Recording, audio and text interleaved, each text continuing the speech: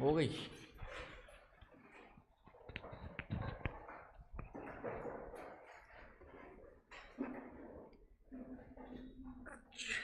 आज बच्चे कम हो गए।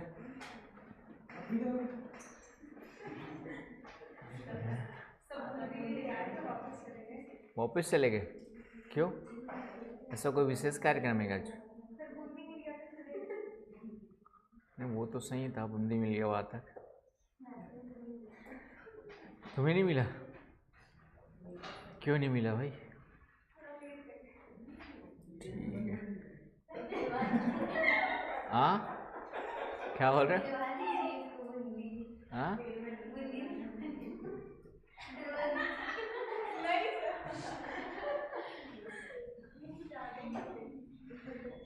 चलिए, कल कहाँ थे? क्लास में थे? हाँ, हो गया था। रामसर साइट कंप्लीट हो गई थी हमारी। क्वेश्चंस देख लिए जाके, जितने भी मैंने कहा ना, देखोगे तो कॉन्फिडेंस आएगा, है ना। क्वेश्चन तुम लोग देखते नहीं हो तो पता ही नहीं रहता कि क्या पढ़ रहे क्या नहीं पढ़ रहे। जब क्वेश्चन देखोगे बनेगा तो क्या होगा आपका जो है। तो ये पूरा हो गया था क्या? हमारा कुछ बचा है क्या इसमें? सब कुछ तो बता दे लिस्ट। हाँ, एक तो पूरा बता दिया था। भारत का पहला कौन सा है, नए कौन से जोड़े गए, अभी लिख लिए थे ना हमने। टोटल 96 है। 96 में हाल फिलहाल में एक दो जोड़े गए थे, उनके बारे में लिख लिया था। चलिए, सबसे बड़ा रामसर स्थल में आएगा आपका सुंदरवन। ये सब नोट्स में दिया हुआ है, और नहीं भी दिया है, जैसे जैसे लिखा है लार्जेस्ट करके, तो अभी तक तो लार्जेस्ट है ना, अभी भी लार्जेस्ट ही होगा। लेकिन कभी भी डाउट हो तो आपके पास सोर्सेस है, मैंने कहा गूगल है, कहीं पे मार्क करके निकाल सकते हो, है ना। उसका भी यूज कैसे करना मैंने फिर से कहा है कि जैसे कुछ चीज़ें होती है कि सामने में गवर्नमेंट साइट्स करके डाल दो, गवर्नमेंट साइट से निकाल करके दे देगा डाटा, तो गवर्नमेंट वाले तो ऑथेंटिक होते ही है ना। विथ सोर्सेस करके डाल दो। मैंने कहा कि एआई का यूज करना तरीके से करोगे तो आपके लिए हेल्पफुल है। कैसे करना है वो सीखना है ना। आपको ऑथेंटिक सोर्स चाहिए, तो इस तरीके से कुछ गवर्नमेंट इकोनॉमिक सर्वे का डेटा चाहिए तो इकोनॉमिक सर्वे लिख दो सामने, तो वो ढूंढ ढांड के काम करके दे देगा, तो हमारी मेहनत भी बचा देता है वो। आई ना, जैसे अभी इस बार का जो छत्तीसगढ़ पीएससी का टॉपर है, उसने सीधा सीधा यही लिखा है कि मैंने पूरे एआई का ही पूरा यूज किया था नोट्स बनाने में। लेकिन वो कब कर पाओगे? जब पूरा सिलेबस पढ़ लोगे, समझ लोगे तब। तो तुमको ज़रूरत नहीं है, वो काम हम करवा के दे रहे हैं। तो जो कॉपी में लिखा गया उसको बार बार पढ़ना है, कॉपी में जो करवाया जा रहा है उसको बार बार पढ़ना है। बाकी प्रिंटेड नोट्स भी दिया है, तो कई जगह प्रिंटेड नोट्स सपोर्ट करेंगे। हाँ, जैसे अभी इस वाले प्रिंटेड नोट्स में मैंने 2021 के बाद अभी डेटा नहीं डाला, तो क्लास में करा दे रहा हूँ, है ना। क्योंकि यदि मैं डालता तो फिर पूरा नोट्स में टाइम लग जाता देने में, तो इसलिए मैं कब कर इसको क्लास नोट्स में अपडेट करा रहा हूँ। जहाँ जहाँ पे लग रहा है कि जैसे इकोनॉमिक है तो इकोनॉमिक का नोट्स मिला होगा, अब उसमें भी हो सकता है कि कुछ डेटा जैसे जीडीपी है, जीएनपी, वो तो आज की डेट में मैंने कहा कि आपके पास एक क्लिक की दूरी पर, यदि मैंने 2024 का डेटा मिल रहा है तो 25 लिख करके डाल दो भाई कि जीडीपी वर्तमान में भारत में जीडीपी 2025-26 में कितना चल रहा है, निकल आएगा 2 मिनट में, है ना। जीडीपी में एग्रीकल्चर का कंट्रीब्यूशन कितना है, इंडस्ट्री का कितना है, ये सब कंट्रीब्यूशन 2 मिनट में आपके सामने आ जाएगा। आज की डेट में डेटा अपडेट करने की कोई समस्या आप लोग के सामने नहीं है। क्या अपडेट करना है ये समझना है, तो क्या अपडेट करना है वो नोट्स में जिस तरीके से दिया हुआ है उसी पैटर्न पे आपको अपडेट करना है। आई ना बस समझ में? तो ये चीज़ें हैं। तो क्योंकि नोट्स प्रिंटेड वाले में कभी कभी क्या होता है कि अब मुझे बैठना पड़ता फिर से, तो ये जो नोट्स तुमको जल्दी मिल गए क्लास के साथ में, वो फिर से डिले होता यदि मैं अपडेट करने बैठता तो इसलिए मैं यहीं पे करा दे रहा हूँ। एनीवे, तो हमने जो 2025 वगैरह में जो भी आर्द्रभूमि जोड़े गए उसके बारे में थोड़ा सा डिटेल निकाल लेना है, समझ में आए ना। 2025 में जो आर्द्रभूमि जोड़े गए उसका नाम तो याद रखना ही है, लेकिन यूपीएससी मैंने कहा नाम से काम नहीं चलता है, थोड़ा सा उसके बारे में इंफॉर्मेशन। जैसे कोपरा जलाशय जोड़ा गया बताया छत्तीसगढ़ का, तो किस नदी पर यह जलाशय बना हुआ है या किसी झरने पे बना हुआ है कि नहीं, इसके बारे में किस डिस्ट्रिक्ट में है, किस क्षेत्र में है, इसकी विशेषता कुछ होगी, तभी इसको आर्द्रभूमि घोषित किया गया। तो यहाँ की जैव विविधता कैसी है, कौन से जीव जंतु, यहाँ पे एक दो जीव जंतु का नाम। आ रही बात समझ में? इस टाइप की चीज़ों को निकालने के लिए आप आराम से क्या कर सकते हो, 2 मिनट का काम होता है, कहीं से भी निकाल सकते हो। गूगल में डालो, चाहे चैट जीपीटी में डालो, चाहे एआई जेमिनी, लेकिन वो धीरे धीरे डेवलप होता है। जैसे तुम सर्च मारते जाओगे ना, जो सर्च मारते जाओगे उसके अकॉर्डिंग वो भी क्या करता है, एआई भी अपने आप को क्या करता है, डेवलप करता है अपने आप को, है ना। शुरू में कई सारी गलतियां भी मिलेंगी, लेकिन जब उसको डेवलप करते जाओगे तो फिर गलतियां होना कम हो जाती है। तो थोड़ा सा ये सब यूज करना है। जैसे कोपरा जलाशय, वेटलैंड आपके जो है, ठीक है, इसके बारे में डिटेल इन्फॉर्मेशन चाहिए तो आपको आराम से मिल जाएगा। तो इसमें और ऐसे चीज़ों के 2025 में जोड़ा गया, दे दिया है ना। वन ऑफ द कहाँ पर है, छत्तीसगढ़ में बिलासपुर डिस्ट्रिक्ट में मानव निर्मित आर्द्रभूमि है। जलाशय मैंने बताई था कि जलाशय है तो डेफिनेटली क्या होगा, ये मानव निर्मित होगा, मैन मेड होगा। आया समझ में? और इसमें क्या मिलते हैं, मुख्य रूप से माइग्रेटरी एंड रेसिडेंट बर्ड्स मिलते हैं। बाहर से कुछ प्रवासी पक्षी लोग आते हैं यहाँ पर, प्रवासी पक्षी, माइग्रेंट्स या माइग्रेटरी बर्ड्स लिख लो आप क्या जो। इसके अलावा यहाँ पर जो फिश डाइवर्सिटी मिलती है, यहाँ पर फिश मछलियाँ मिलती है जो वहाँ के लोकल पीपल्स वगैरह के लिए इकोनॉमिकली भी हेल्प करती है, फिश डाइवर्सिटी मिलती है। और बाकी जलाशय का काम मैंने बता ही दिया था कि नीचे वाटर रिजोनेशन वगैरह भी करता है। आ रही बस समझ में?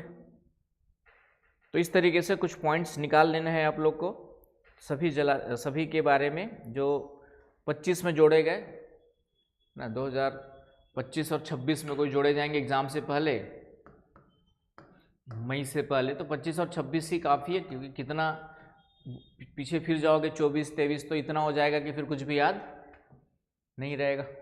तो सामने वाला समझदार होगा तो डेफिनेटली जो नए जोड़े गए 25, 26 में वही पूछेगा, और उससे पहले का पूछ दिया तो फिर उससे नुकसान आपको भी नहीं होगा, क्योंकि जो सामने वाले स्टूडेंट्स भी है 99 स्टूडेंट्स तो कम से कम, एक एक्सेप्शनल हो सकता है, लेकिन 99 लोग तो कम से कम तुम्हारे टाइप की तैयारी करके गए होंगे, 25-26 के देख के गए होंगे।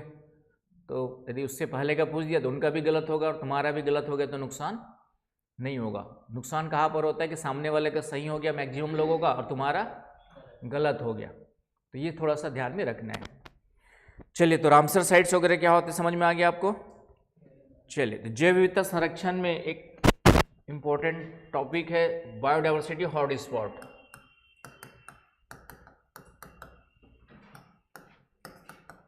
बायोडाइवर्सिटी हॉटस्पॉट्स, जैव विविधता, ये नहीं पढ़ाया था ना तुम लोग को? एक्चुअली मैं बायोडाइवर्सिटी में 3-4 क्लास में भी ले रहा हूँ, तो दिमाग में क्या छूट गया होगा। जैव विविधता हॉटस्पॉट का कॉन्सेप्ट, ठीक है, तो ये आपका इम्पोर्टेंट है टॉपिक जो है। सबसे पहले ये कॉन्सेप्ट दिया था, पहले तो ये आएगा आपका इन सीटू कंजर्वेशन में आएगा। किस में आएगा? इन सीटू कंजर्वेशन, बताया था इन सीटू, स्वस्थाने या संस्थितिक, हिंदी में कहा था मैंने, स्वस्थाने वर्ड भी यूज करते हैं या संस्थितिक वर्ड भी यूज करते हैं, संस्थितिक वर्ड भी यूज करते हैं। बच्चे लोग छुट्टी काहे मार दिए भाई, क्लास ले रहा हूँ तो। किसकी? हाँ, अच्छा, वो फंक्शन वहाँ पे भी होगा। तो चलो इम्पोर्टेंट टॉपिक से, तो यहाँ पे बायोडाइवर्सिटी हॉटस्पॉट्स सबसे पहले होते क्या देखेंगे। ये कॉन्सेप्ट दिया था नॉर्मन मायर ने,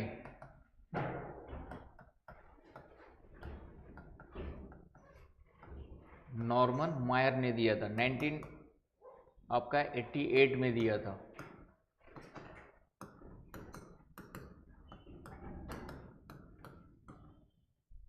नॉर्मन मायर ने दिया था, 1988 में दिया था। मैं मोबाइल देख के पढ़ा रहा हूँ, इसका मतलब नहीं कि हर चीज़ चैट जीपीटी से नहीं पढ़ा, पीडीएफ भी होता है मेरे पास, ठीक है। तो तुम लोग को लगता होगा सर सर, और चैट जीपीटी से भी निकालता हूँ तो पहले दिमाग में होता है उसको निकालता हूँ, मुझे पढ़ाना है क्या है, उसमें से ढूंढना है क्या है, फिर उसको ढूंढता हूँ काम की चीज़ें क्या है। तो हमारे लिए यूज़फुल इसलिए हो गया, घर में बैठ कर नोट्स नहीं बनाना पड़ता। जब चैट जीपीटी नहीं था तो हम क्या करते थे, एआई नहीं था तो घर में थोड़ा सा खोल करके बुक्स न भी ले गूगल से या फिर कुछ करके कॉपी में नोट डाउन करना पड़ता था, तो वो हमारा टाइम भी बच गया। अब हमें मालूम है कि 2 मिनट में यहाँ से हाँ क्या गलत है क्या सही है, वो इतनी समझ 15-17 सालों के एक्सपीरियंस से है। तो इसलिए ये क्या पढ़ाना है ये इम्पोर्टेंट है, तो ये थोड़ा सा ध्यान रखिएगा। तुम लोग की कन्फ्यूजन या बाहर जाके ये बोला कि सर चैट जीपीटी से पढ़ा रहे, ऐसे नहीं बोलना है ठीक है। चैट जीपीटी सहारा ले रहे कंटेंट निकालने के लिए, पढ़ा यहाँ पे जो है कॉन्सेप्ट वही है। अब जेट बायोडायवर्सिटी हॉट स्पॉट है, ठीक है, कुछ भी नहीं देखूंगा मैं पूरा पढ़ा सकता हूँ, लेकिन मैं चाहता हूँ कि यूपीएससी में कोई चीज़ छूटे ना तुम लोग के लिए, इसलिए नोट्स देखना पड़ता है। अदरवाइज नोट्स देखने की ज़रूरत भी मुझे नहीं होती है। मैं बस ये चाहता हूँ कि कुछ चीज़ें छूटे ना, फैक्ट्स ना छूटे, कुछ कॉन्सेप्ट ना छूटे, कुछ एक आध फैक्चुअल गलतियाँ ना हो, ये ध्यान रखना पड़ता है। एनीवे, तो बायोडायवर्सिटी हॉटस्पॉट जो है ये कॉन्सेप्ट दिया गया था, नॉर्मन मायर ने दिया था। नहीं, ये इसलिए बोल रहा हूँ कि 1-2 दिन पहले पता चला चंद्रिका को लग रहा था कि मैं सिर्फ चैट जीपीटी देख के पढ़ा रहा हूँ ज्योग्राफी छोड़ के। हाँ,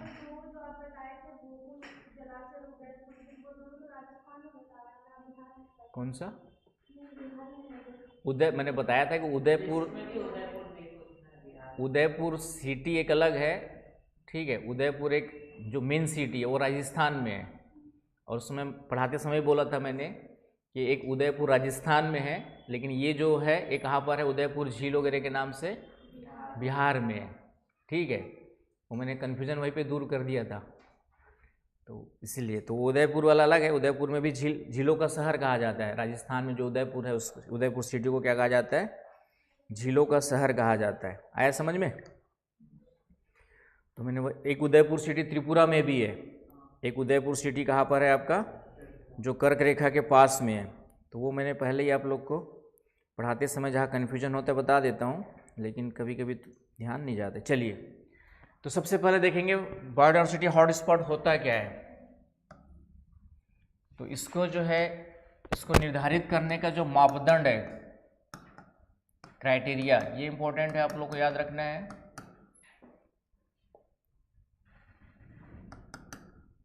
मापदंड, क्राइटेरिया।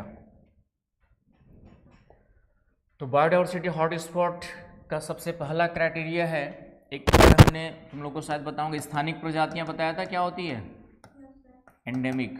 ये वर्ड यूज होगा अभी यहाँ पर।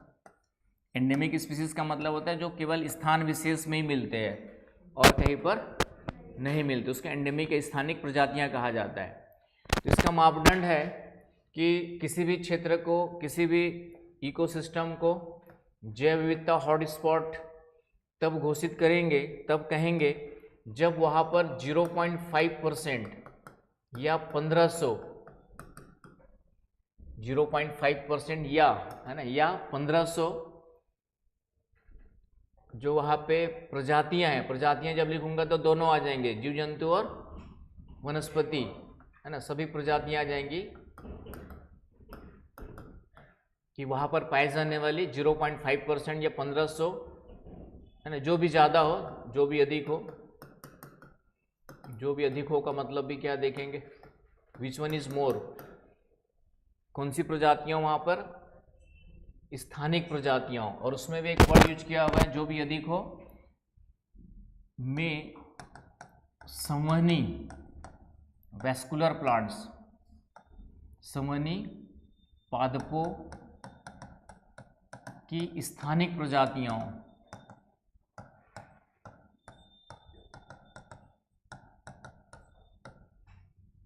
इंग्लिश में लिख लीजिएगा, देयर आर 0.5% और 1500, which one is more, bracket में लिख सकते हो विच वन इज मोर, जो भी ज़्यादा हो, इसका मतलब भी क्या होता है, समझ गए होंगे तो अच्छी बात है।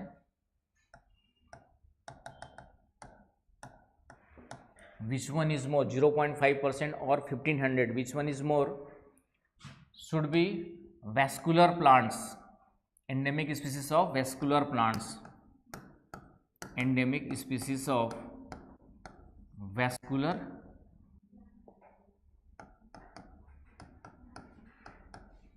Plants.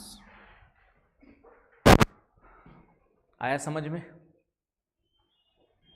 Endemic species of vascular plants, ये पॉइंट याद रखना है। वैस्कुलर प्लांट्स, संवहनी पादप, ये स्पेशली एक वर्ड यहाँ पे यूज किया हुआ है। बताओ बॉटनी वाले, संवहनी पादप कुछ वर्ड सुना है? बताओ क्या होता है? और किसका बायोलॉजी है भाई? विशाल बताओ। क्या? हाँ, जाइलम और फ्लोएम का काम क्या होता है?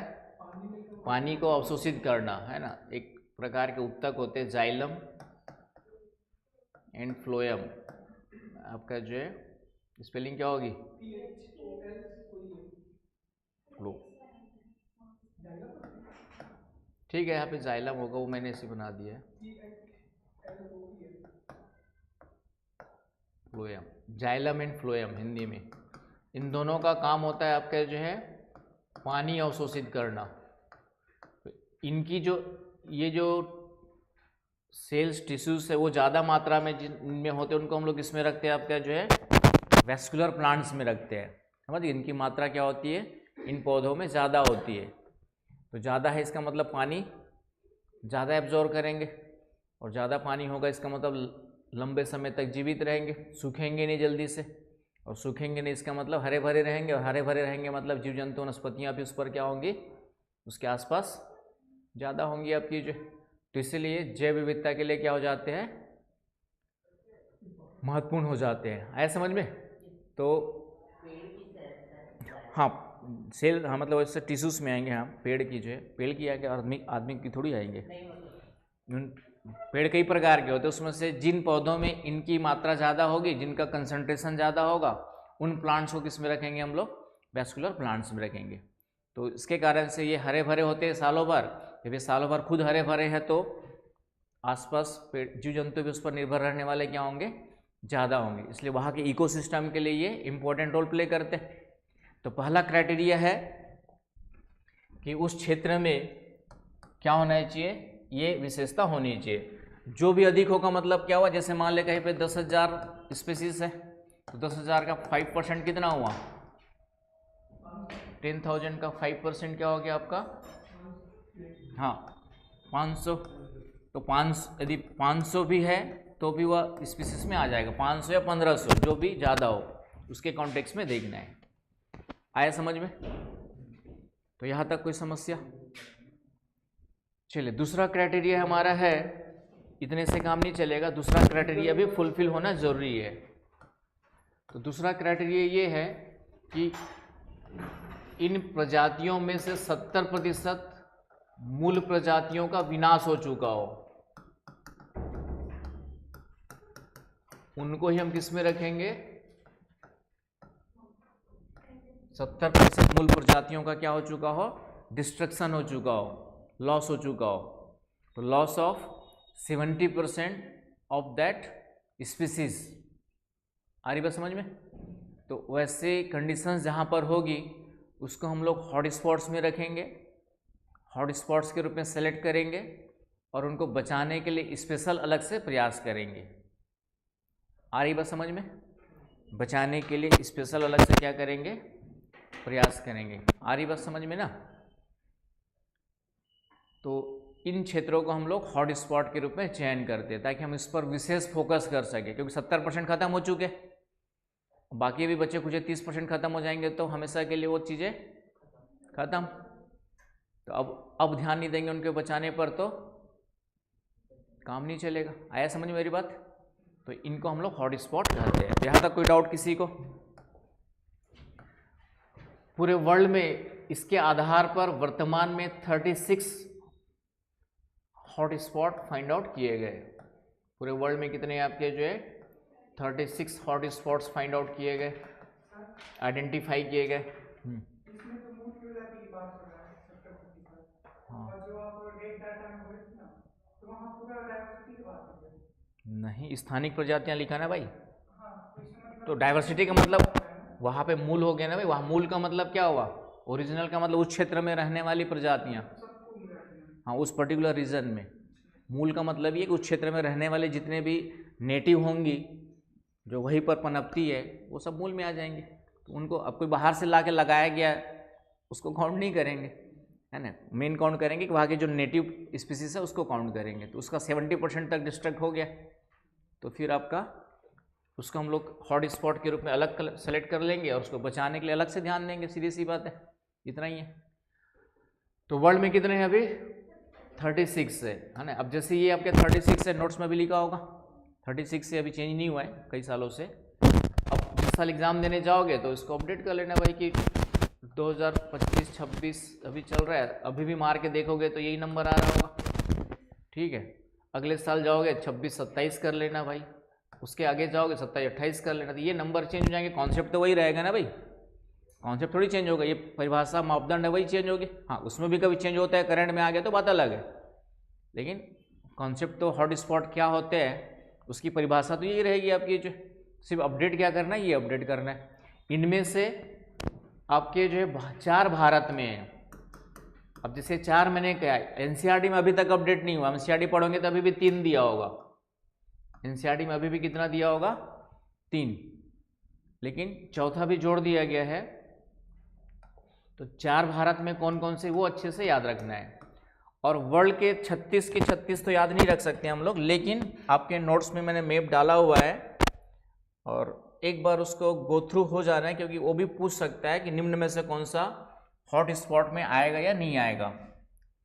तो हॉट स्पॉट को कॉन्सेप्ट याद रखने के लिए सबसे पहले तो ध्यान में रखना पड़ेगा कि जो बायोडाइवर्सिटी वाले अच्छे वाले रीजन होंगे, बायोडाइवर्सिटी समृद्ध क्षेत्र होंगे आपके, जो आया समझ में। तो कॉमन सेंस लगाओगे थोड़ा सा तो उसके अकॉर्डिंग आप आंसर निकाल सकते हो। और कॉमन सेंस आंख मूंद के नहीं लगाना है,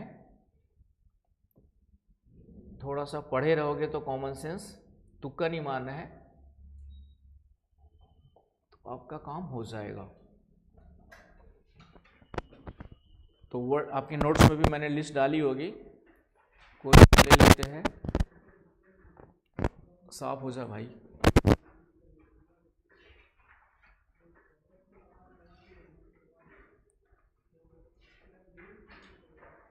मैप साफ कैसे निकलता है क्या विशाल बाबू? कभी साफ निकल जाता है, कभी नहीं निकलता है।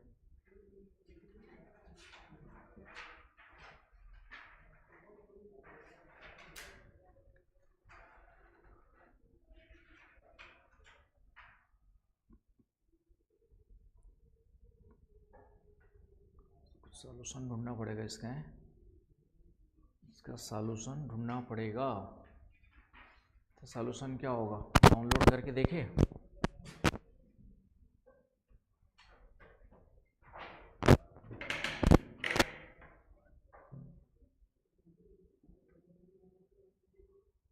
वो भी वैसे ही चल रहा है। हाँ, मतलब इमेज का रिजोल्यूशन करना है, तो अभी वो तो है, इसका आंसर भी होगा। तो मतलब फिर आंसर कट जाएगा। निकाल तो खुल जाए भाई। चलिए, नोट्स तुम्हारे प्रिंटेड में दिया हुआ है, ये मैं आपको बस ये बताना चाह रहा हूँ कि हाँ नीचे ब्लू वाला अच्छा होगा, ये वाला हाँ। कैसे पता, वही क्यों खुल रहा है? ऑफलाइन में है ना, मैं इसलिए वही खुल रहा था।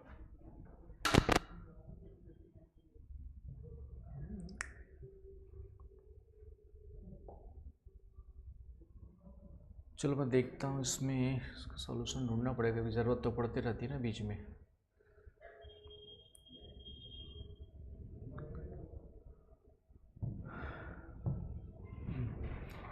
तो कहने के देखिए, इसमें समझा देता हूँ। तो यहाँ पे आपका नाम लिखा होगा, जैसे कैलिफोर्निया वाला फ्लोरिस्टिक रीजन लिखा होगा, यहाँ पे क्या लिखा होगा आपका कैलिफोर्नियन फ्लोरिस्टिक रीजन, राइट। तो एक बार पूरे वर्ल्ड के मैप पे नज़र डाल देनी है, अभी भी देख सकते हो ये कौन सा हो गया आपका कैलिफोर्नियन फ्लोरिस्टिक रीजन, आया समझ में, ये भी प्रिंटेड नोट्स में दिया हुआ है। तो एक बार नॉर्थ अमेरिका में देख लो कौन कौन से आ रहे थे, ये पूरा का पूरा मिडिल सेंट्रल अमेरिका वाला आ गया, यानी इसको जो भी यहाँ पे नाम दिया होगा वो याद रखना है। ये आपका अमेरिका वाला ये वाला रीजन आ गया। उसी प्रकार साउथ अमेरिका में पूरा ब्राज़ील का ये वाला रीजन आ गया, पूरा एंडीज पर्वत वाला रीजन आ गया। इसी को अलग अलग नाम दिया हुआ है, आपका जो है नाम दिया हुआ है वो मैं यहाँ से देख के बता देते हैं। तो 36 जो है उसके कम से कम 2-3-4 बार नाम पढ़ोगे तो याद रहेगा, और बिना पढ़े जाओगे तो क्या होगा, कुछ भी याद नहीं रहेगा। तो कुछ पढ़ के चले जाओगे तो याद होने की संभावना ज़्यादा रहेगी, ठीक है। जैसे ये वाला है बताया मैंने कैलिफोर्नियन फ्लोरिस्टिक, कैलिफोर्नियन ये वाला जो कौन सा हो गया आपका कैलिफोर्नियन फ्लोरिस्टिक, बना लो, मैप भी बनाना है तो या फिर घर में बना लेना, ठीक है, कुछ टाइम बचाने के लिए, क्लास के टाइम बच जाएगा।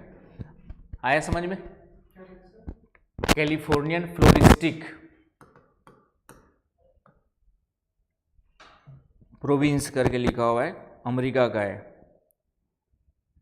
ठीक है। ये जो लिखा हुआ है मिजो अमेरिका लिखा है, पूरा का पूरा ये मध्य अमेरिका वाला लिखा हुआ है मिजो अमेरिका, आपका जो है मिजो अमेरिका लिखा हुआ है, मतलब मध्य अमेरिका वाला ही है, नाम अलग दिया है। ये पूरा का पूरा इधर वाला जो लिखा है कैरिबियन लिखा हुआ है, आ रही बात समझ में। तो एक बार पूरा नज़र मार लेना है, 2-3 बार पढ़ लेना है, तो इससे क्या होगा 36 के नाम आपके दिमाग में, तो जगह छोड़ दो, घर जाके एक मैप बना लेना, ठीक है, गूगल से मैप निकाल लेना, कर लोगे। भारत की चारों बताता हूँ मैं, यहाँ तक समझ में आ रहा है ना भाई। अभी तक क्वेश्चन नहीं आया है, अभी तक पिछले 31 ईयर्स का क्वेश्चन पेपर आपके पास होगा। इस 31 के पेपर में वर्ल्ड बायोडाइवर्सिटी हॉटस्पॉट रीजन्स कौन से करके नहीं पूछा हुआ है, इंडिया का पूछा है, क्योंकि इंडिया में 4 ही है, तो 4 तो आसान है, तो याद हो ही जाएंगे वो तो। लेकिन अब हम सोचते हैं ना 36 याद कैसे करेंगे, तो रटा भले ना हो, लेकिन 4 ऑप्शन जब आपके सामने आए तो निकाल सको। तो इसमें आपको क्या करना है, और क्वेश्चन नहीं आया इसका मतलब है कि नहीं आ सकता, ऐसा भी नहीं है, कॉन्सेप्ट इंपॉर्टेंट है तो पूछ तो सकता ही है। तो आपको सबसे पहला तो जब ये क्वेश्चन बनाएगा भी तो क्या करेगा, वो 4 ऑप्शन जब देगा तो उसमें एक ऑप्शन ऐसे डाल देगा जो कॉमन सेंस के बेस पे सोच सकते हो कि ये नहीं होगा। जैसे मान लो कोई डिजर्ट रीजन वाला दे दिया, मैंने दे दिया कि अटाकामा डिजर्ट रीजन, या कोई ऐसा क्षेत्र दे दिया जहाँ पे बायोडाइवर्सिटी अधिक होने की संभावना नहीं होगी, तो कॉमन सेंस बेस पे भी निकाल सकते हो। लेकिन कॉमन सेंस भी तब लगेगा जब थोड़ा सा 1-2 बार लिस्ट को पढ़े रहोगे, आई ना बात समझ में। तो एक लिस्ट को पढ़ लेना, कौन कौन से एरियाज है, ये पूरे के पूरे 36 रटे नहीं होंगे, लेकिन कम से कम थोड़ा सा दिमाग में डाले रहोगे तो तुक्का मारने में भी 4 ऑप्शंस आएंगे तो स्ट्राइक करेगा बार बार, या प्रिंट आउट निकाल करके कॉपी में चिपका लेना, या फिर बनाना है तो बना लेना। आ रही बात समझ में। तो ये काम करना है, एक पेज छोड़ दो, इसको लिख लेना है। अब आते हैं 4 भारत में कौन से है, तो भारत वाले 4 आपको मेन फोकस करना है, क्वेश्चन वही से पूछा है 4 वालों से। चलूँ आगे, समझ गए ना भाई। तो ये 36 वाले काम कर लेना, यहाँ कल करके लाना सब लोग, कौन करता है घर में जाके पता चलेगा ना मेरे को। तो फाइनली टिकरा फिर मेरे पे फोड़ोगे, सर ने क्लास में नहीं कराया था। नाम नहीं याद करके ना, होम घर में नोट मैप बना के नोट करके आना है, और जब नोट करोगे तो 1-2 बार पढ़ ही लोगे, हैं। तो घर में भी कितना काम करते हो, होमवर्क दिया है तो होमवर्क है आज के लिए कर लो। चलिए 4 में आते हैं भारत में। सबसे पहला है आपका भारत में इंडो बर्मा क्षेत्र कहलाता है, इंडो बर्मा प्रदेश। इंडो बर्मा प्रदेश। तो इंडो बर्मा प्रदेश किसको कहेंगे हम लोग?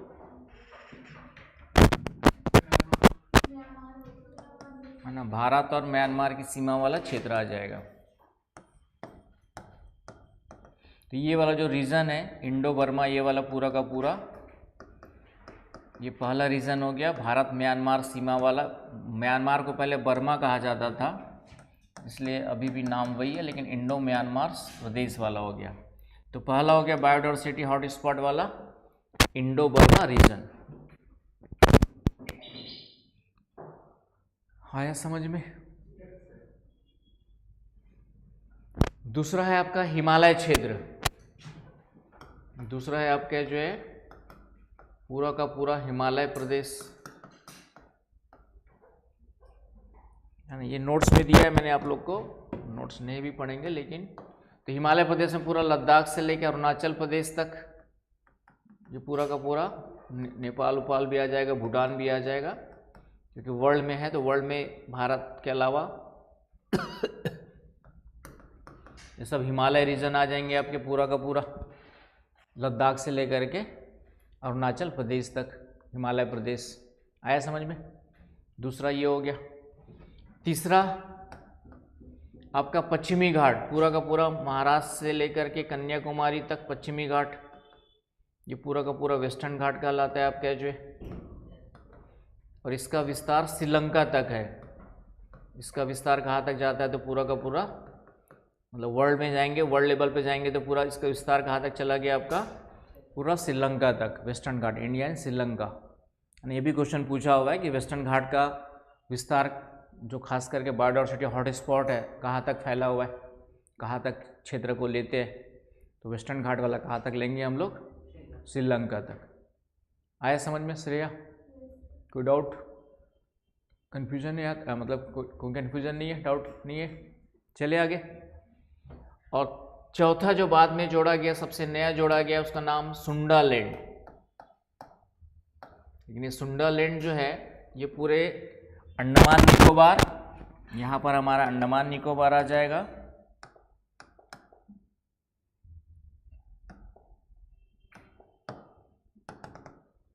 ये अंडमान निकोबार, इधर आपका इंडोनेशिया के कई सारे आइलैंड्स, इनको मिलाकर के सुंडालैंड कहा जाता है। इनको मिला के सुंडालैंड कहा जाता है। Andaman Nicobar plus Andaman Nicobar plus western Indonesia वाला जो पार्ट है उसको मिला करके हम लोग सुंडालैंड कहते हैं। आया समझ में? तो भारत का कौन सा क्षेत्र आएगा इसमें? तो अंडमान निकोबार। भारत का कौन सा आएगा? तो अंडमान निकोबार। आई बात समझ में?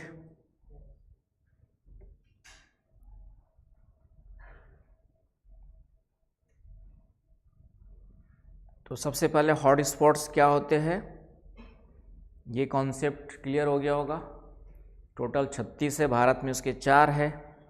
अब इनमें से थोड़ा सा कुछ पॉइंट, सबसे बड़ा कौन सा है हमारा जो है? पश्चिमी घाट। सबसे बड़ा कौन सा है आपका जो है? सर्वाधिक जैव विविधता भी यहीं पर मिलती है। सर्वाधिक जैव विविधता भी कहाँ पर मिलती है हमारी? कई बार पढ़ चुके हैं। कहाँ पे मिलती है आपकी जो है? वेस्टर्न घाट में। तो पश्चिमी घाट में साइलेंट वैली बताया था मैंने, है ना, साइलेंट वैली। और 52% यहाँ पे स्थानिक प्रजातियाँ, अभी जैसे डेटा आपके नोट्स में लिखा हुआ है, वेस्टर्न घाट में कितने प्रतिशत स्थानिक प्रजातियाँ हैं? 52%, 52% एंडेमिक स्पीसीज है यहाँ पर। यहाँ पर क्या है आपका? 52% एंडेमिक स्पीसीज है। आया समझ में?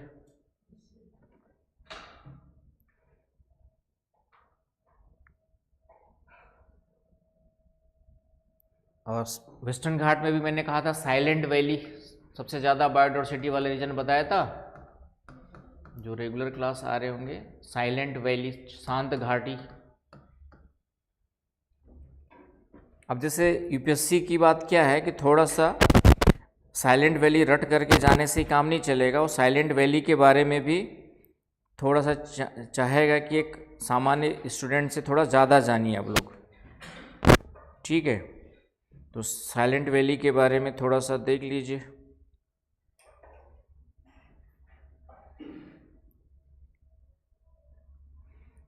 तो कहाँ पर है बताया था मैंने, केरला। केरला तो जानेंगे। साइलेंट वैली एक राष्ट्रीय उद्यान के रूप में है, पालक्कड़ डिस्ट्रिक्ट में पड़ता है। कहाँ पे पड़ता है? Palakkad district, Palakkad district. मैं आप लोग को पढ़ना सिखा रहा हूँ। पालक्कड़ डिस्ट्रिक्ट में वेस्टर्न घाट का बांध, यहाँ पे एक नदी बहती है कुंथी पूजा रिवर। यहाँ पे एक नदी बहती है कुंथी पूजा रिवर, और ये जो है केरला की सबसे लंबी नदी पढ़ाया था मैंने, भरतपुजा, इसकी सहायक नदी है। भरतपुजा की सहायक नदी है, ट्रिब्यूटरी ऑफ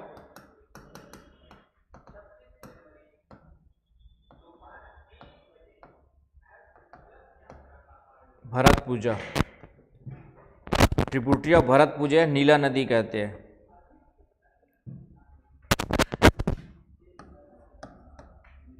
इसको नीला नदी भी कहते हैं, भरतपुजा को नीला रिवर।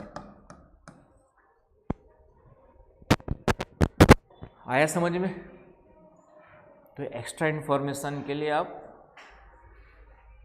उसके बाद ये जो है 1984 में डिक्लेयर किया गया था नेशनल पार्क, 1984 में नेशनल पार्क डिक्लेयर किया गया था।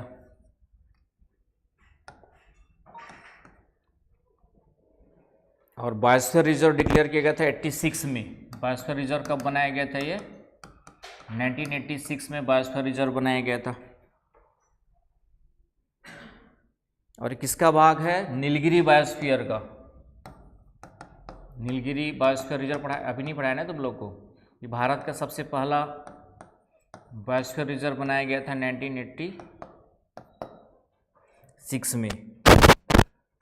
अभी नहीं पढ़ाया ना मैंने, बायोस्फीयर रिजर्व इंडिया के नहीं पढ़ाया ना, 18 नाम नहीं बताए, पढ़ेंगे। तो नीलगिरी बायोस्फीयर रिजर्व का पार्ट है। तो ये क्वेश्चन आएगा साइलेंट वैली किसका पार्ट है? तो नीलगिरी बायोस्फीयर रिजर्व का है। कब घोषित किया गया था? 1986 में। और ये यूनेस्को रिकॉग्नाइज्ड है, यूनेस्को मान्यता प्राप्त है ना। हमने माप प्रोग्राम पढ़ा था ना, तो माप प्रोग्राम के तहत ही हम लोग किसके द्वारा चलाए गए? यूनेस्को के द्वारा। तो यूनेस्को रिकॉग्नाइज्ड है ना। अब मैंने कहा ना, जब रेगुलर क्लास, कोचिंग का फ़ायदा उनके बच्चों के लिए जो रेगुलर क्लास, हाँ किसी कारण से तबीयत खराब है, नहीं आ पा रहे हो, तो पीछे का थोड़ा सा मेहनत करके साथ साथ देखना पड़ेगा, है ना। उसके लिए कैसे भी करो तुम, रात दिन एक करो, लेकिन जितना छूट गया उसको साथ साथ देख लोगे तो फ़ायदा है। क्योंकि क्लास तो अब इसके बाद ये एनवायरनमेंट कब चलेगा? लगभग साल भर बाद चलेगा, समझ रहे हो ना भाई। ये अब एनवायरनमेंट फिर से कब चलेगा? जैसे अभी ख़त्म हो जाएगा आपका, उसके बाद ये साल भर बाद ही चल पाएगा, क्योंकि साइक्लिक किसमें दे देंगे, धर्मनिरपेक्षता, सेकुलरिज्म है तो सबकी छुट्टी कब है? ठीक है, बता देना 1-2 दिन में। होली की रहेगी उसके साथ, होली के आसपास ही है क्या? हाँ ठीक है, कर देंगे। तो नीलगिरी में आता है आपका जो है, और ये हो गया आपका। यहाँ पर ट्रॉपिकल एवरग्रीन रेन फॉरेस्ट मिलते हैं यहाँ पे। अब ये सब कॉमन सेंस लगा लोगे, जब पूरा पढ़ लोगे तो, हम लोग पूरा इंडियन ज्योग्राफी इसको पढ़ाया होगा तो ये कॉमन सेंस लग जाएगा। यहाँ पे किस प्रकार के वन मिलते हैं? उष्णकटिबंधीय सदाबहार वन, है कि नहीं। अब ये कॉमन सेंस का मतलब पढ़ा दिया हूँ मैं, इंडियन ज्योग्राफी में ये सब पढ़े थे हम लोग। कि वेस्टर्न घाट में किस प्रकार के फॉरेस्ट मिलते हैं? ट्रॉपिकल एवरग्रीन फॉरेस्ट मिलते हैं। तो ये सब, और ये सबसे ज़्यादा बायोडाइवर्सिटी वाले होते हैं। तो कुछ चीज़ें तो आपका कॉमन सेंस के साथ ही आ जाती है। यहाँ पर ठीक है, एंडेमिक स्पीसीज है बहुत सारे, और ये ऑर्किड्स, फर्न्स वगैरह मिलते हैं, एवरग्रीन फॉरेस्ट मिलते हैं। एवरग्रीन फॉरेस्ट के साथ में, एवरग्रीन फॉरेस्ट में जो प्रजातियाँ मिलती है उसको बताया था मैंने, ऑर्किड्स प्रजातियाँ मिलती है। क्या मिलती है आपकी जो है? ऑर्किड प्रजातियाँ।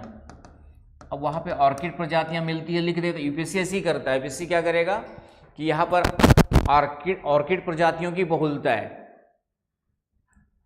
अब ऑर्किड प्रजातियाँ मैंने वहाँ पे भी पढ़ाया था, एवरग्रीन फॉरेस्ट पढ़ाया था, उसमें बताया था कि किस प्रकार की होती है, जिसमें बहुत ज़्यादा जो लताएं तलाएं बिनाएं होती है, आप कह जो हिंदी में क्लाइंबर्स होते हैं, क्रीपर्स होते हैं, होता है ना जो लटकने वाले होते हैं ना पेड़ पौधों में, उसी को हम लोग लताएं बेलाएं ये सब कहते हैं हिंदी में, इंग्लिश में क्लाइंबर्स क्रीपर्स कहते हैं।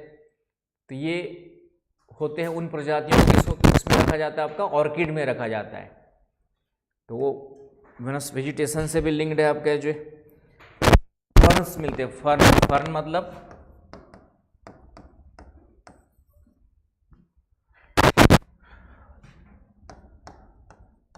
तो ये फर्न जो क्या बोलते हैं, नीचे घास में छोटे छोटे जो है पौधों के समान जो होते हैं उसको फर्न में रखा जाता है। बायोलॉजी वाले, बॉटनी वाले, जूलॉजी वाले थोड़ा बहुत जानते होंगे।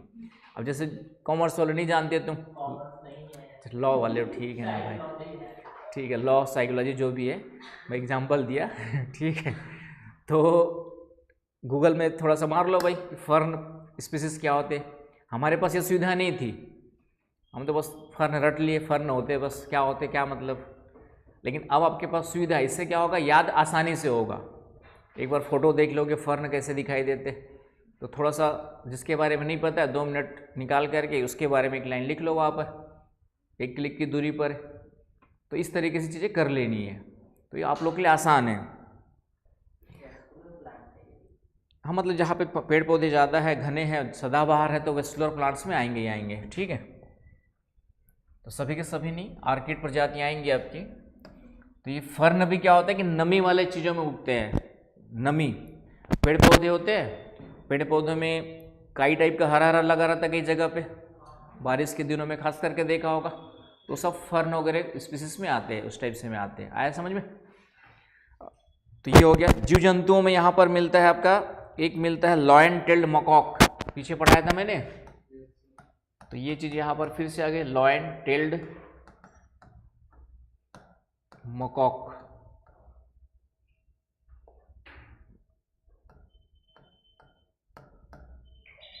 जाके देखा जानवर किस प्रकार का दिखाई देता है, ये बंदर टाइप का दिखाई देता है, लॉयन टेल्ड मकॉक,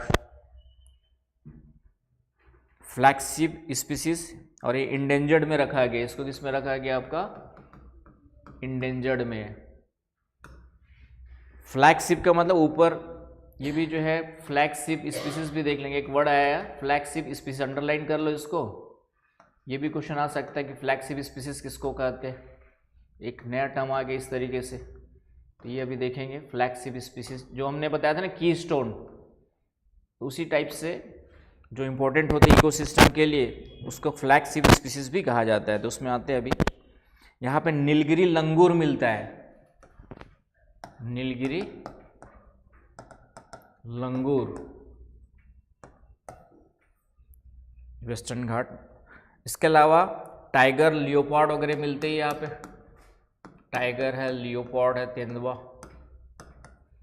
इसके अलावा यहाँ पर मिलता है आपका मालाबार जियांट स्क्विरल। स्क्विरल क्या होता है, छिपकली, गिलहरी, ठीक है। मालाबार जियांट मतलब बड़े आकार की, स्क्विरल जैंट, स्क्विरल मतलब गिलहरी। 200 से ज़्यादा बर्ड स्पीसीज मिलती है यहाँ पर, 200 से ज़्यादा जो है क्या मिलती है, बर्ड स्पीसीज, पक्षी की प्रजातियाँ। और कई सारे उभयचर, एम्फीबियंस। एम्फीबियंस का मतलब समझते हो ना, जो पानी और स्थल दोनों में रहते, उभयचर कहते हिंदी में। हिंदी में क्या बोलेंगे साक्षी, उभयचर, एम्फीबियंस।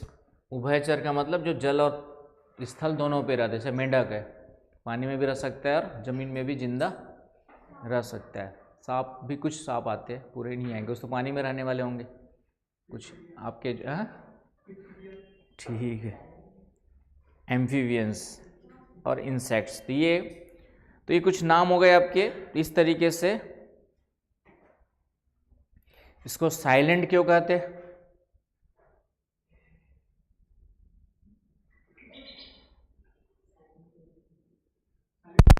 साइलेंट वैली क्यों कहते हैं? साइलेंट, हाँ मतलब जंगलों से इतना घिरा हुआ है कि अंदर में क्या रहेगा, पूरा साउंड को एब्जॉर्ब कर लेता है, बाहर से कोई साउंड वहाँ पे नहीं आ पाते, इसलिए साइलेंट वैली कहलाता है।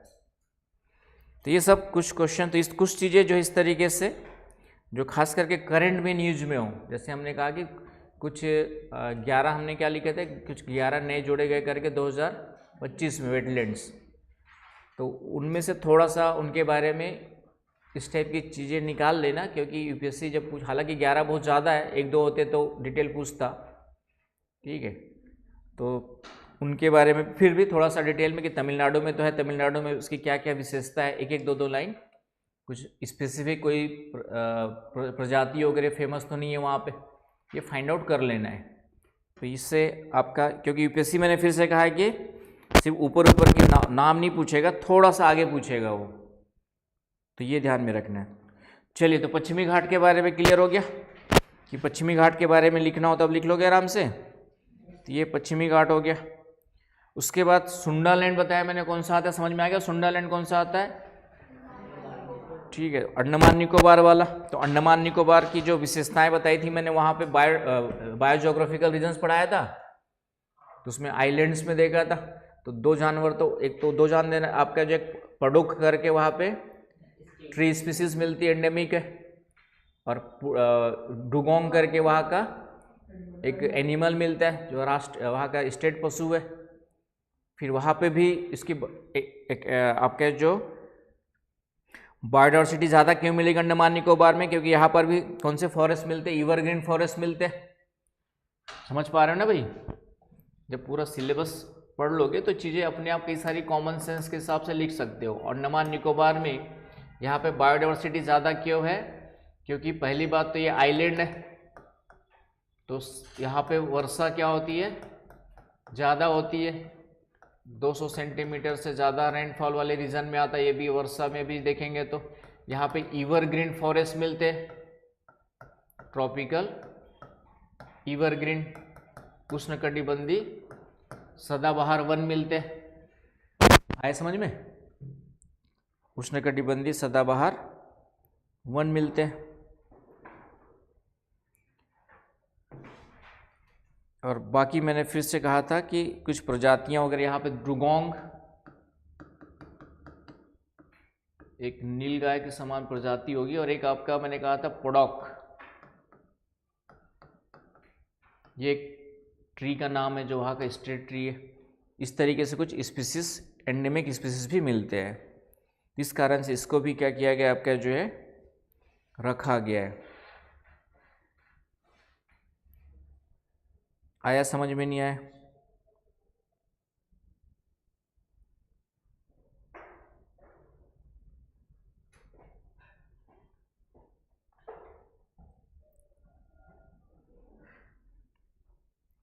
तो कुछ चीज़ें और निकालना है, तो अब जैसे इस टाइप की चीज़ों को करंट में और कुछ एक्स्ट्रा निकालने के लिए आप इसका यूज कर सकते हो। किसका? बेसिक तो मैंने दे दिया, 4 नाम दे दिया तुम लोग को, 4 नाम के साथ साथ कुछ कंटेंट भी दिया हुआ है आपके पास। लेकिन अब और कुछ चीज़ें और एक्स्ट्रा जानना है तो एक बार मार लो भाई, इंडेमिज में कुछ जानवर वानवर का नाम और जानना है तो अंडमान जो आता है आपका इंडो बर्मा हॉटस्पॉट सुंडालैंड में आएगा आपका, ठीक है। यहाँ पे अंडमान वाइल्ड पिग मिलता है ना, मिनी प्लांट्स, रेप्टाइल्स मिलते हैं, बर्ड्स मिलते हैं। यहाँ पे क्या मिलते हैं आपके? Reptiles, birds, wild pig, Andaman wild pig, जंगली सुअर,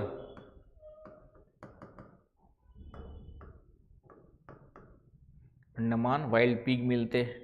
एक है निकोबार मेगापोड, कोई जानवर का नाम होगा, निकोबार मेगापोड, ठीक है। तो ये कुछ जानवर के नाम। एक अंडमान टील करके भी है कोई जानवर, अंडमान टील, अंडमान, TEAL, हिंदी में भी दे देगा वैसे तो यहाँ पर आसपास कुछ कोरल्स भी मिलते हैं। यहाँ पे आसपास कोरल आइलैंड्स बताया था, कुछ कोरल्स आइलैंड भी मिलते हैं, याद आ रहा है। तो बायोडाइवर्सिटी क्या होगी, ज़्यादा होगी, सीधी सी बात है। तो मेंस में लिखना है, तो मेंस में लिखने के लिए इस तरीके से कुछ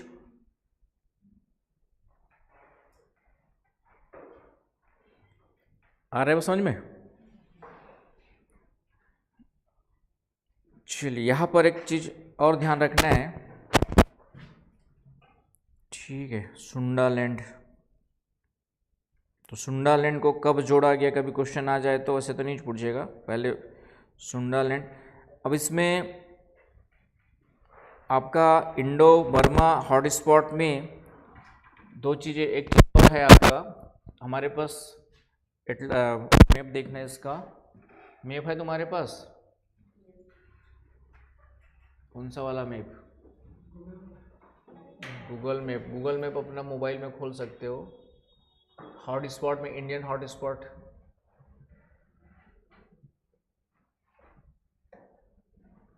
इतने सारे खुले हुए।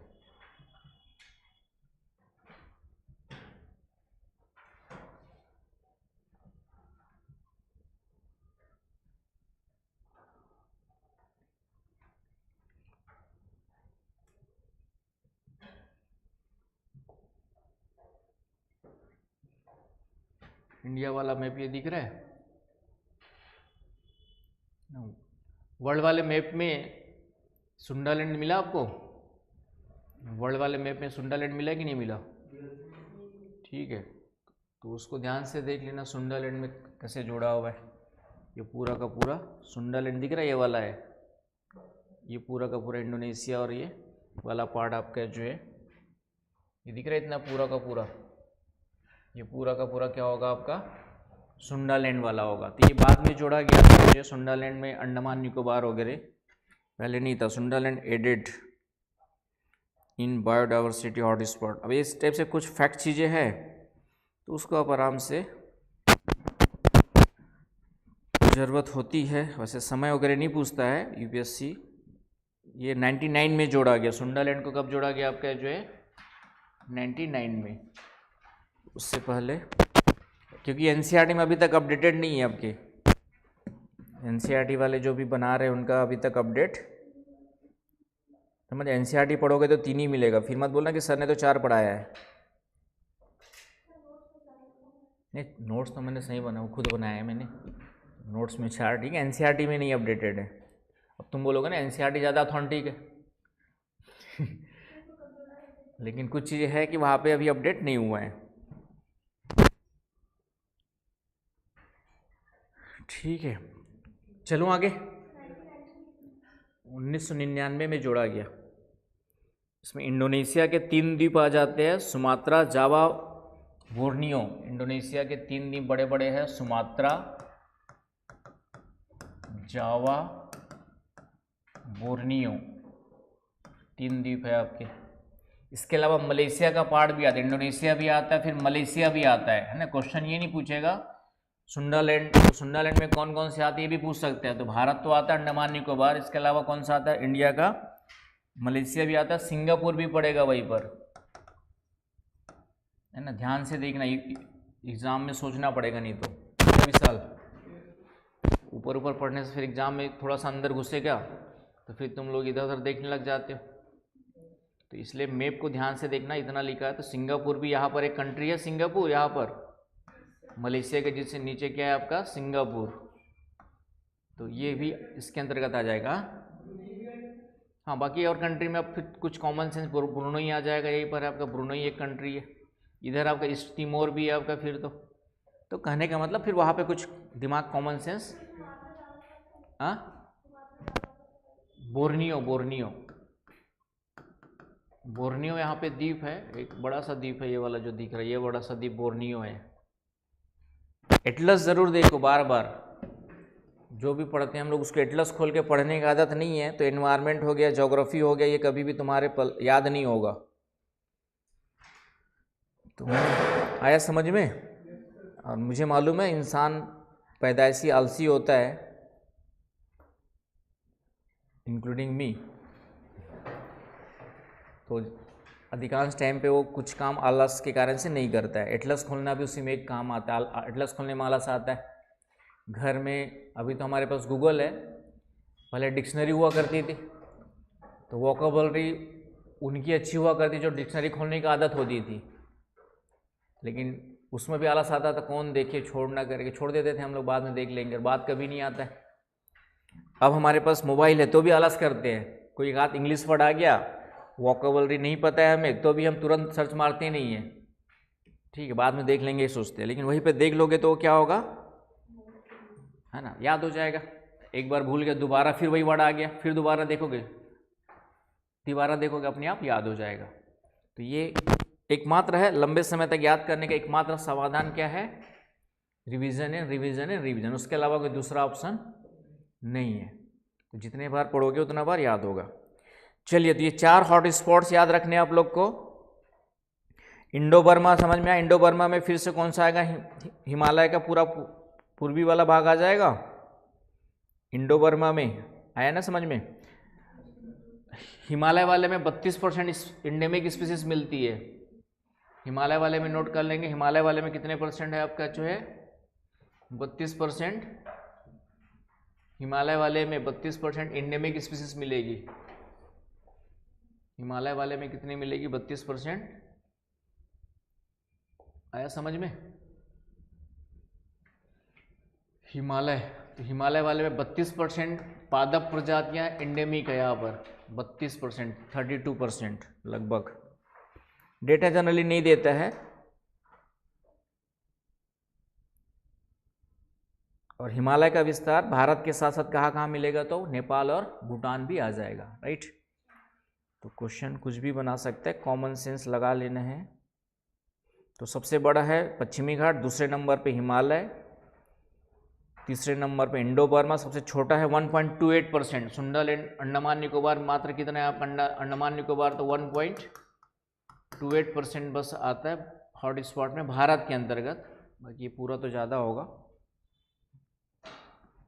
तो ये कुछ डेटास भी है जो कहीं पे काम आएंगे, वैसे डेटा पूछता नहीं, मैंने फिर से कहा है पढ़ लेना है बस। तो हॉट स्पॉट का कॉन्सेप्ट क्लियर हो गया, कोई भी क्वेश्चन आएगा आराम से पढ़ लोगे, लिख लोगे, याद कर लोगे ना। चलिए, तो बाकी कल देखते हैं आराम से, आज रिपब्लिक डे मनाओ, ठीक है।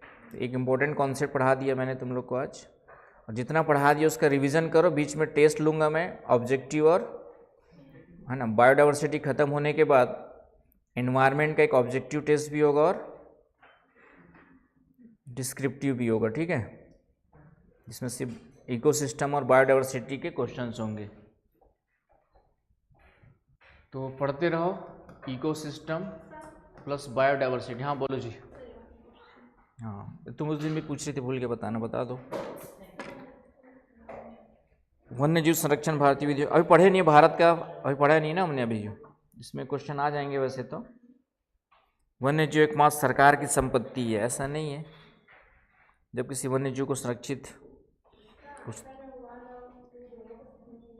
वन्य जीव भारतीय विधियों के संदर्भ में लेकिन उतना पर विचार, एकमात्र सरकार की संपत्ति है।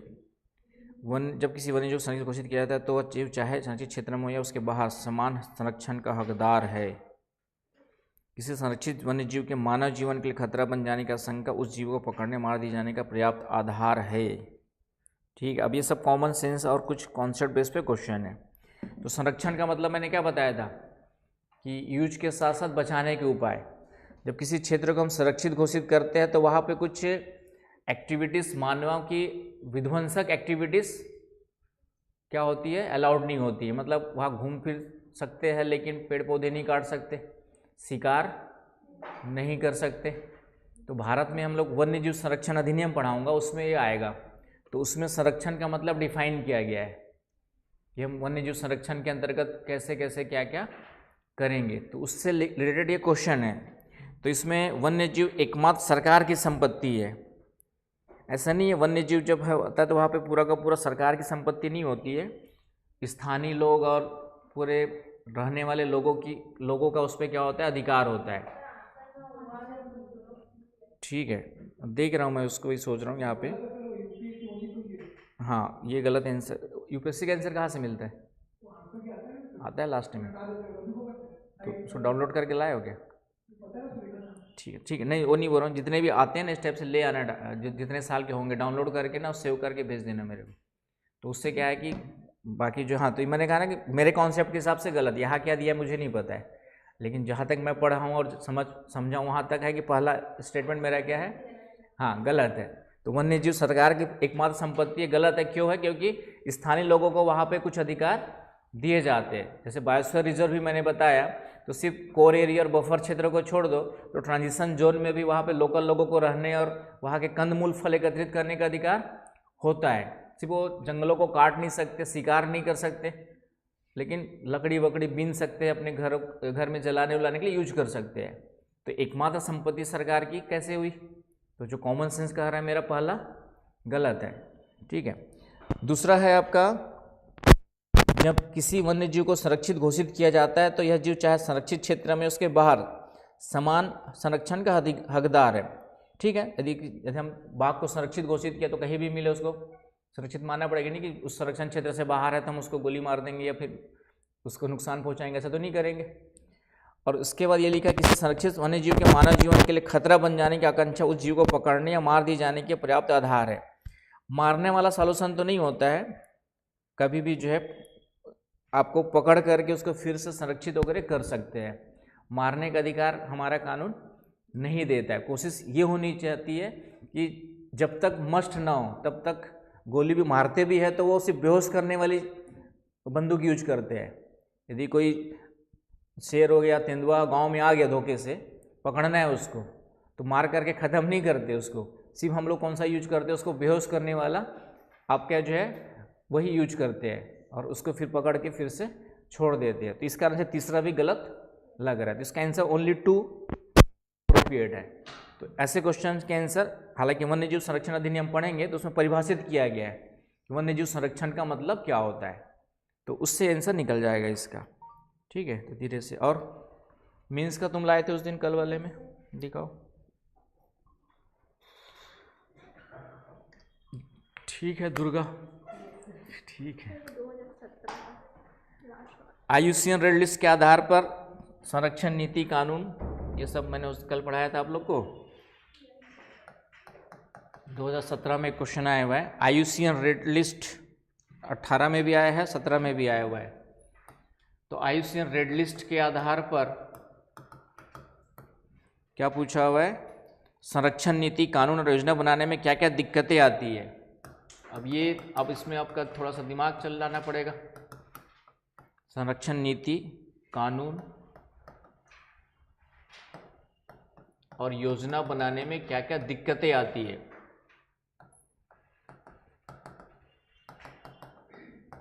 अब ये क्वेश्चन है आपके खुद के दिमाग से आंसर लिखने वाला, लेकिन अब जैसे मैंने आप लोगों को रेड लिस्ट पढ़ा दिया है, रेड लिस्ट क्या होता है बता दिया मैंने।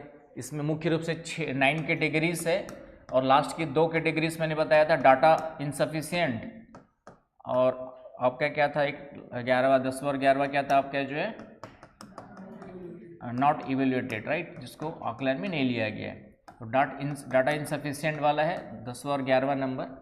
तो अब इसका हमको अप्लाइड पार्ट पूछा हुआ है। पहले तो बता देंगे रेड डाटा लिस्ट होती क्या है, ये तो आ ही जाएगा आपके आईयूसीएन के द्वारा जारी की जाती है, जिसमें जो है समय समय पे और अभी लगभग हर 4 सालों में क्या करती है, पूरे विश्व में कौन कौन सी प्रजातियां, पेड़ पौधे जीव जंतुओं की प्रजातियां जो है खतरे के कगार पर है या जिन पर खतरा मंडरा रहा है उसको कैटेगराइज करती है, श्रेणीकृत करती है ना। तो इंडेंजर्ड, क्रिटिकली इंडेंजर्ड, आपका थ्रेटन है ना, ये सबसे ज़्यादा, और नियर थ्रेटन, ये सब को ध्यान देने की ज़रूरत है। अब यहाँ पर क्वेश्चन ये पूछा, ये तो बेसिक बता देंगे पहले, ठीक है। उसके बाद क्वेश्चन पूछा कि संरक्षण नीति कानून योजना बनाने में क्या दिक्कतें आती है।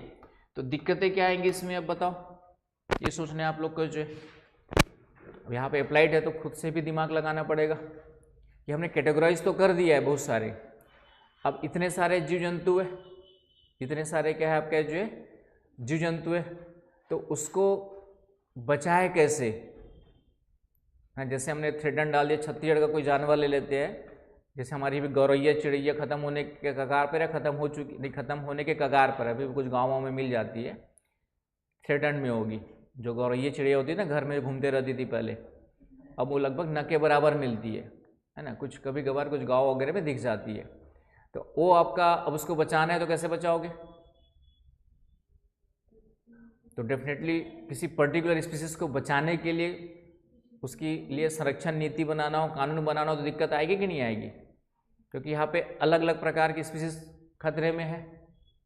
आई ना बात समझ में। तो एक उपयुक्त उस प्रजाति को बचाने के लिए प्रयास करना क्या हो जाता है, मुश्किल हो जाता है, क्योंकि अलग अलग रीजन्स में कई कारण उसके अलग अलग है ना। इंडेंजर्ड के कारण, जैसे आपका गीद है, तो गिद्ध पक्षी खत्म क्यों हो रहा है आपका, गिद्ध वल्चर खत्म क्यों हो रहा है आपका, जो है वो मैंने बताया था डिक्लोफेनिक केमिकल के कारण से। तो हमें दर्द निवारक दवाओं को क्या करना पड़ेगा, पूरी तरह से प्रतिबंधित करना पड़ेगा, जो कि पॉसिबल नहीं है। ऐसे एग्जाम्पल देके समझाने पड़ेंगे। हमने चीता हमारे लिए लुप्त प्राय है, अब हमने कुछ चीते ला करके संरक्षित किए हुए, लेकिन कितना कर पाएंगे। एक जंगल में चीता 2-4-10 ठो कर दिए, बाकी जंगलों में कैसे होगा। टाइगर रिजर्व्स बनाए हुए, तो इस तरीके से बंदर को संरक्षित करना है, तो एक एक प्रजाति को अलग अलग संरक्षित करना कहीं ना कहीं प्रैक्टिकली व्यवहारिक रूप से संभव दिखाई नहीं देता है। तो इस तरीके से दिक्कतें आती है, लेकिन हमें ये पता तो चल जाता है ये जानवर जो इंडेंजर्ड में है, ये जानवर क्रिटिकली है, ये जानवर थ्रेटन्ड है, लेकिन उसको बचाए कैसे, उसके लिए कैसे उपाय करे, कहीं ना कहीं व्यवहारिक समस्याएं आती है। तो जो मेरा समझ पा रहे हैं आंसर, इन चीज़ों को इस तरीके से लेकर के लिखना था। तो अब इसका आंसर खुद वही देन इन देयर सोचने वाला क्वेश्चन था, क्योंकि मेरा काम, मेरी क्लास का काम इतना ही था कि रेड लिस्ट क्या होती है ये मैंने पढ़ा दिया आपको। अब संरक्षण नीति कानून योजना बनाने में क्या दिक्कतें आती है, अब ये कहीं ना कहीं अब जैसे अब डिस्कस कर लिया तो दिमाग तुम्हारा खुल गया होगा। इसलिए मैं कहता हूँ कि आए हुए क्वेश्चंस को डिस्कस कर लोगे तो आने वाले क्वेश्चंस के भी कई सारे आंसर्स मिल जाएंगे। लेकिन तुम लोगों की क्वेश्चन लेकर के अब 1-2 लोग आना स्टार्ट किए हैं, तो बाकी लोग को भी करोगे तो कुछ पूरे क्लास का फायदा होगा। सेम क्वेश्चन 18 में भी पूछा है, 19 में भी पूछा है, लगभग वैसी है। महत्व और सीमाएं पूछा हुआ है 19 में। 18 में IUCN red list data sufficient श्रेणी क्या है, यह कन्वर्जन कारक क्यों चुनौतीपूर्ण है। तो ये वाला पता है आपने, डाटा इनसफिशिएंट का मतलब है कि हर इतने सारे प्रजातियां, सबका डाटा मिलना इतना आसान होता नहीं है, क्योंकि कई सारे देश समय समय पे पूरी तरह अध्ययन करते नहीं है, तो डेटा कहाँ से मिलेगा। तो लगभग सेम क्वेश्चन 3 क्वेश्चन 17, 18, 19 में लगभग क्वेश्चन पूछा होगा। UPSC का ये सोच सकते हो कि ठीक है। 20 में भी पूछा है। हाँ हाँ, तो 17, 18, 19, 20 ठीक है। हाँ नहीं, लेकिन ईयर दिया हुआ है ना इसमें, तो ईयर वाइज नहीं, लेकिन PYQs डाला होगा तो उसमें आ गया ना। तो देख लेना, जो ओरिजिनल तुम्हारे पास पेपर्स डाउनलोड हो जाते हैं, तो ओरिजिनल पेपर उठा के मार लेना सर्च, ठीक है। नहीं भी आए तो क्या मतलब, क्वेश्चन तो समझ में आ गया ना भाई कैसे बनेंगे। आने वाले क्वेश्चन भी बनेंगे तो उनको ध्यान में रखना। आया समझ में। तो ये चीज़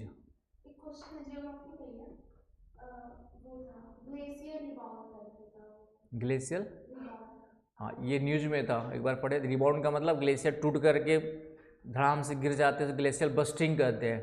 ये बीच में घटना हुई थी उत्तराखंड में। हाँ, तो उसमें मतलब बोल रहे थे कि इतनी जल्दी डूब रहा है, तो उसमें रीजन में था वो। हाँ, वो मैंने 2025 का पेपर सॉल्व कराया था उस दिन। एक मैंने यूट्यूब वीडियो बना के भेजा था, देखने भी कहा था। देखे थे? नहीं देखे होंगे। कहा उसमें मैंने डिस्कस किया हुआ है कि पृथ्वी के घूर्णन गति पर किन किन चीज़ों का प्रभाव पड़ सकता है। क्वेश्चन UPSC ने पूछा हुआ था 2025 में। तो उसमें ग्लेशियर का पिघलना भी एक कारण आएगा, क्योंकि पृथ्वी का घूर्णन ध्रुव यहाँ पर है हमारा, और यहाँ के आसपास ग्लेशियर्स पिघलेंगे। तो ग्लेशियर्स पिघलेंगे तो पृथ्वी के स्पीड में कुछ ना कुछ चेंजेस आएगा, भार कम हो जाएगा, है ना। तुम्हारे पास ज़्यादा भार है तो दौड़ने की क्षमता थोड़ी सी क्या रहेगी, कम रहेगी। ग्लेशियर पिघल गया मतलब थोड़ा सा भार क्या हो गया आपका, कम हो गया। वो भी पोल्स के आसपास ग्लेशियर ज़्यादा है, तो इसके कारण से घूर्णन गति में परिवर्तन आपका होते रहता है। भूकंप आते हैं तो थोड़ा बहुत कम ज़्यादा हो जाता है। तो इसके कारण से तो क्वेश्चन एग्जैक्टली क्या है उसके हिसाब से सोचना है वहाँ पे। तो घूर्णन गति में चेंज आ सकता है, खास करके ध्रुवों के आसपास के ग्लेशियर्स के आपके टूटने से, या जो भी वर्ड यूज किया था उन्होंने उसके अकॉर्डिंग।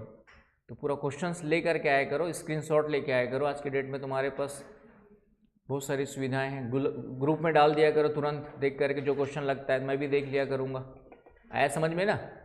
तो जब तक दोनों तरफ से मेहनत नहीं होगी, दुनिया की कोई भी टीचर, कोई भी कोचिंग आपको खुद से नहीं बना सकती, खुद से बनना पड़ेगा। बनोगे कैसे? जो जिस तरीके से तैयारी करने बोल रहा हूँ उतना तैयारी करोगे तो बन जाओगे। ये चीज़ें आया समझ में? और कोई डाउट? तो क्वेश्चन डेली देखो, जो भी पढ़ाया जा रहा है, ज्योग्राफी के पढ़ा चुका उसकी देखो, कोई भी क्वेश्चन नहीं बन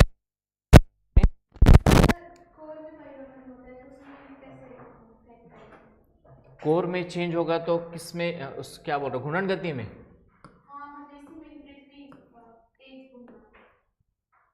को ठीक है, घूर्णन गति में परिवर्तन के कारण से कोर में चेंजेस, कोर में जो मैग्नेटिक फील्ड मैंने बताया था किसके कारण से होता है? घूर्णन गति के कारण से होता है। यदि पृथ्वी घूर्णन बंद कर दे तो जो मैग्नेटिक फील्ड है पृथ्वी का समाप्त हो जाएगा।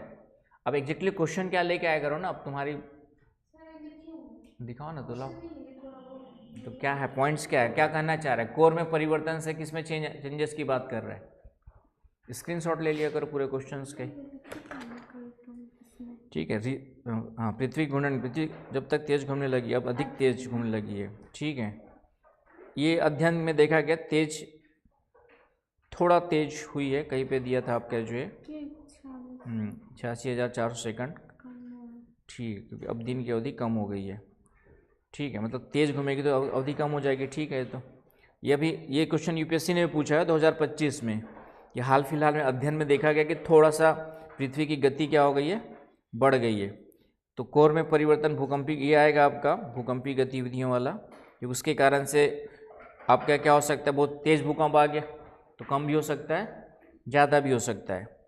ओशनिक करंट चेंज, ये कोई बड़ा कारण नहीं दिख रहा है यहाँ पर, ठीक है। भुजन के इधर ये आ जाएगा आपका ग्लेशियर वाला।